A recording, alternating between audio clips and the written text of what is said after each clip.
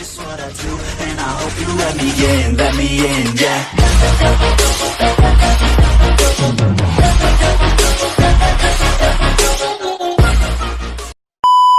Assalamualaikum warahmatullahi wabarakatuh. Nama saya Di Pratama, NPM 1821020506. Di sini saya akan membahas mengenai pembuktian masih dalam mata kuliah Hukum Acara Perdata dan Peradilan Agama yang dibimbing oleh Bapak Herpin Yoki Pradipta MHI. Yang pertama yaitu mengenai pengertian pembuktian.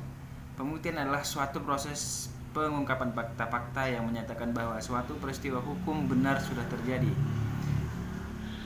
Contohnya Haji Zainal Asikin menyebutkan pembuktian merupakan cara untuk menunjukkan kejelasan perkara kepada hakim supaya dapat dinilai apakah masalah yang dialami penggugat atau korban dapat ditindak secara hukum. Selanjutnya juga menurut Sudikno Martukusumo menjelaskan bahwa pembuktian secara yuridis tidak lain merupakan pembuktian historis. Pembuktian yang bersifat historis ini mencoba menetapkan apa yang telah terjadi secara konkret. Pembuktian pada hakikatnya berarti mengapa peristiwa-peristiwa tertentu dianggap benar. Kebenaran yang dicari dan diwujudkan hakim cukup kebenaran formil dari diri dan sanubari hakim, tidak dituntut keyakinan hakim, tidak dilarang mencari kebenaran material, asal kebenaran itu ditegakkan di atas landasan alat bukti yang sah memenuhi syarat. Kalaupun hakim yakin tetapi keyakinan itu tidak ditegakkan di atas landasan alat bukti yang sah, tidak dibenarkan hukum. Sebaliknya, walaupun hakim tidak yakin asal pihak yang berperkara dapat membuktikan berdasarkan alat bukti yang sah, hakim harus menerima sebagai kebenaran. Yang selanjutnya adalah mengenai alat bukti. Alat bukti ini ada beberapa macam, yaitu yang pertama alat bukti tertulis ataupun surat. Ada 3 macam alat bukti tertulis surat, yaitu yang pertama akta autentik, yang kedua akta di bawah tangan, dan yang ketiga alat bukti tertulis ataupun surat bukan akta.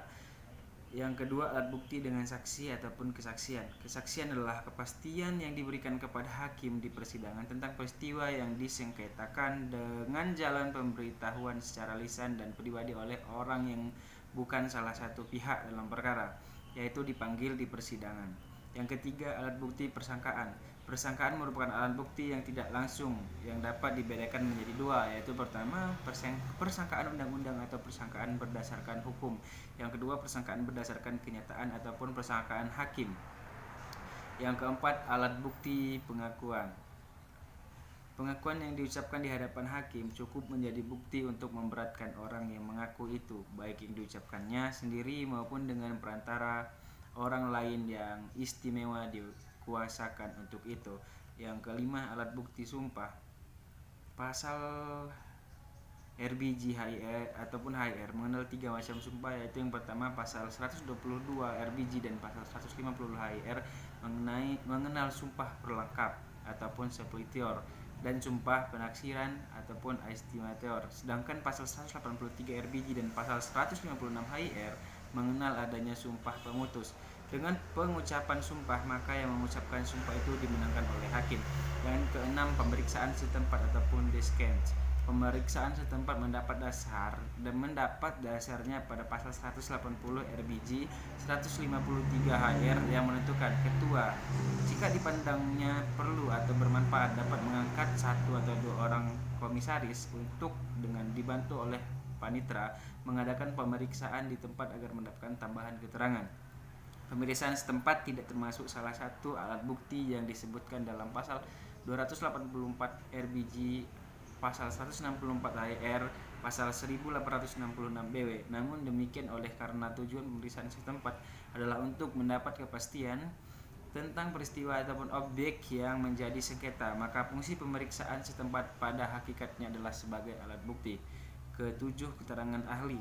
Pasal 181 RBG atau pasal 154 HIR menentukan jika pengadilan negeri berpendapat bahwa persoalannya dapat diungkapkan dengan pemeriksaan oleh seorang ahli, maka ia atas permohonan para pihak dapat mengangkat ahli atau mengangkatnya karena jabatan. Keterangan ahli itu berupa pendapat atau kesimpulan berdasarkan pengetahuan atau keahlian yang dikuatkan dengan sumpah. Namun demikian, hakim tidak diwajibkan untuk menuruti pendapat ahli tersebut. Demikianlah penjelasan mengenai pembuktian.